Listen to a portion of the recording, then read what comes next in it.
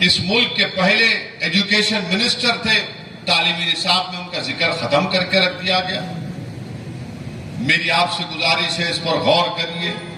आज मैं ये देखा कि एक एनसीईआरटी की 6 क्लास की किताब में बच्चों को सिखाया जा रहा है कि इस दुनिया में सबसे ईवल यानी सबसे खराब शख्स 4 लोगों की फोटो डाली गई, जिसमें ईरान के आयतुल्लाह खुमैनी की फोटो डाल दी गई और उसमें लिखा गया कि इस शख्स ने उन लोगों को कत्ल कर दिया जो अल्लाह को नहीं मानते थे। आप बताइए क्या सिखाया जा रहा है इन किताबों में? अगर मौजूदा दुनिया में सबसे ईवल पर्सन कोई है, उसका नाम बेंजामिन नेतन्याहू है, जिसने 3000 फलस्तीनियों का कत्लेआम किया, जिसमें 16,000 मासूम बच्चे मारे गए, 10,000 खवातीन मारी गई, 12 लाख लोग बेघर हो गए, वहां पर 50,000 खवातीन प्रेग्नेंट हैं, एक अस्पताल बाकी नहीं है, भूख से मर रहे हैं फलस्तीनी, और निसाब में लिखा जा रहा है खुमैनी का नाम। अब यकीनन ये शिया लोगों के लिए तकलीफ दे बात है, मगर उन शिया लोगों से मैं अपील कर रहा हूं कि 13 तारीख को आप क्या करेंगे फिर? बल्कि मैं लद्दाख के उन शियाओं से कह रहा हूं कि देखो ये क्या हो रहा है।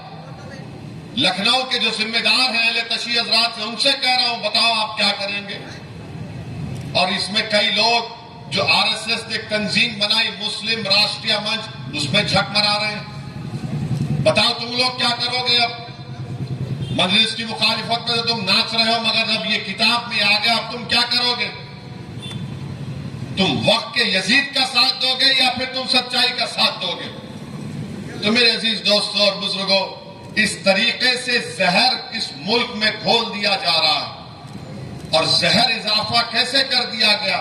10 साल में बीजेपी ने जहां जिस रियासत में बीजेपी की सरकार है, वहां पर कोई मजहब तब्दील नहीं कर सकता जब तक कि कलेक्टर को आप लिख के नहीं देंगे कि क्यों आप रिलीजियस कन्वर्जन करना चाह रहे।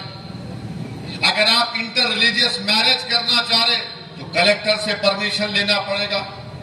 अरे भाई, जब कोई बालिग हो जाता है, वो बालिग होने के बाद शराब पी सकता है, मगर वो अपना मजहब तब्दील करने के लिए परमिशन लेना पड़ेगा। यानी मोदी जी बोल रहे कि तुम्हारे को कुत्ते का पेशाब पीना तो पी लो, और मजहब तब्दील करना है तो मेरे पास आओ। आप बताइए ये देश कहां पे जा रहा है? बल्कि गुजरात में तो एक कानून है, और वो कानून ये कहता है कि अगर किसी को अपना घर बेचना है, अगर वो कोई मुसलमान किसी हिंदू को घर बेच रहा है तो आप नहीं बेच सकते तावक्ते गवर्नमेंट परमिशन ना दे। और वैसा हिंदू अगर किसी मुसलमान को बेचना चाह रहा, नहीं बेच सकते आप। डिस्टर्ब एरियाज एक्ट का कानून है, CAA का कानून बना दिया। और CAA का कानून क्या है उसको मैं बार बार कह रहा हूं, NPR NRC से जोड़ के देखना है। और NPR NRC जब होगा, यहां पर NPR होगा, तो एक नामों की लिस्ट किसी बल्दिया के ऑफिस